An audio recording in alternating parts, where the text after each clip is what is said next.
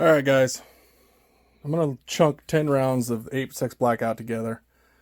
I'm going to go out to a buddy's house tonight and try to help him set up his reloading stuff.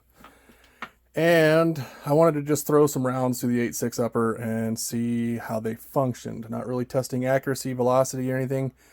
Just seeing if the components themselves are working. This brass I got from Sleeping Giant Brass, and it is converted 308. And so far, it's okay.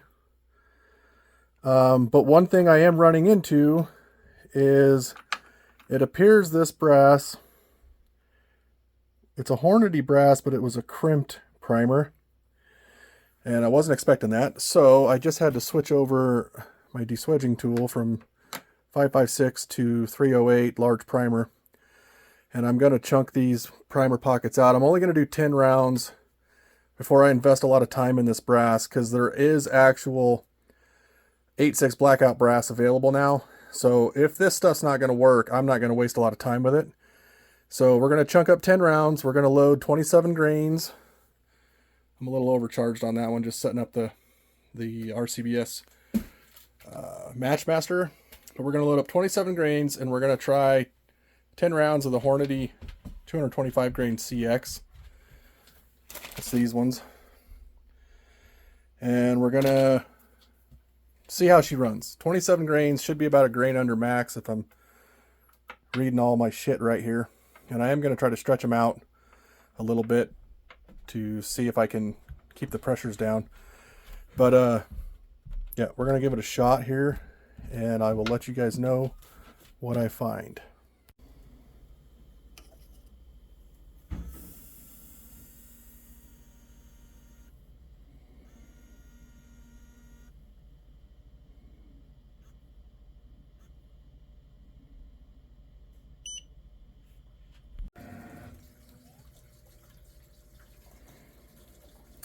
Loading these for an overall length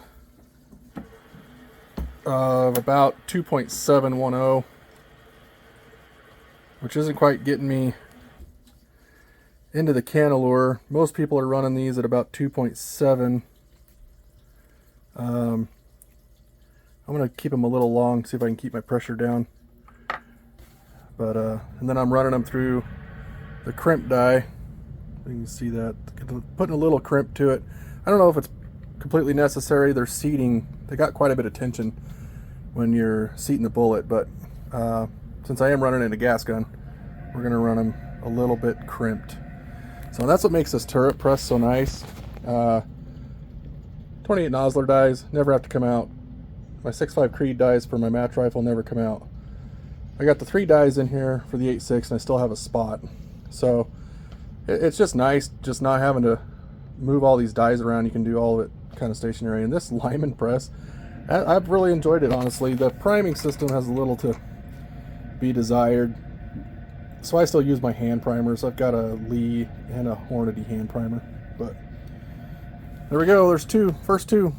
We'll load up these other 8 and run them to the range tonight and see how they run. Alright guys, there's 10. Something I did want to mention, just people might not know, when you're running supersonics in the 8.6, you got to run a solid copper bullet. The 1 and 3 twist will shed the jacket. It'll tear the jacket off the bullet if you're trying to use a jacketed bullet. So I'm going to try these 225 grain Hornady CXs. I have some 225 grain Barnes TTSXs. I'd like to get the 180 grain Hornady CXs, but they're really hard to find, and so are the 210 grain Barnes. So I figured this was a good starting point on the supersonics. That way we could just see, you know, how it was going to work out, make sure everything was going to form and when it was going to function, we didn't have any pressure signs, and then see how this brass was going to work. So I'm not investing too much time. I know my reloading bench is a fucking disaster, guys. Sorry, but I wasn't set up to start reloading. I just kind of got turned into a collect-all the last couple months.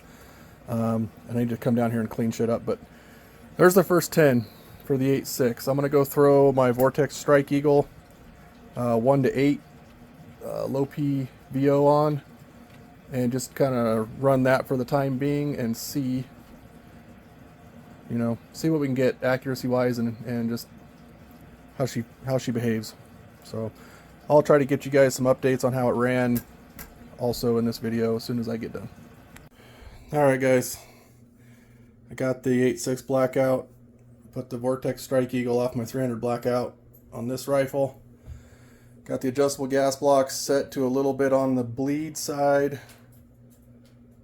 Got the Omega 36 suppressor, 10 rounds in the mag. Jaeger, checking it out. This is my Creedmoor upper that I built years ago for PRS. If this thing functions right, I am going to build a lower for this eventually. I have the lower receiver, but I got to build a Creedmoor for my brother, so I'll do that first. But if this functions good, I'm going to try to go to a folder stock on this, Law Tactical, and go a little more lightweight. But she's set up, fellas. We're going to take her to the range. Alright guys, so last night I took the 8.6 Blackout to the range, and I ran 10 rounds through it, and I have got some really weird results. Now, I did not chronograph this. I did not put it on paper. I literally just ran 10 rounds downrange to see if we were going to get function. And it was ejecting the cases at about the 1 o'clock, which indicates that I'm still over gas, and I've got my Superlative Arms gas block into the blow off position by about 5 clicks. So I don't know if I need to open my gas block a little more or what, but I had some really mixed results. So you notice that one blew a primer. That one's got a super rough edge on it. All of them show some signs of pressure. I mean, an AR-10's hard on brass anyway, but some of the primers don't look too bad. Some of them look a little flat. And I'm really not sure what to do here. I'm thinking I might order some actual 8.6 Blackout brass that's available. I think it's Alpha Munitions or something like that. It's got it.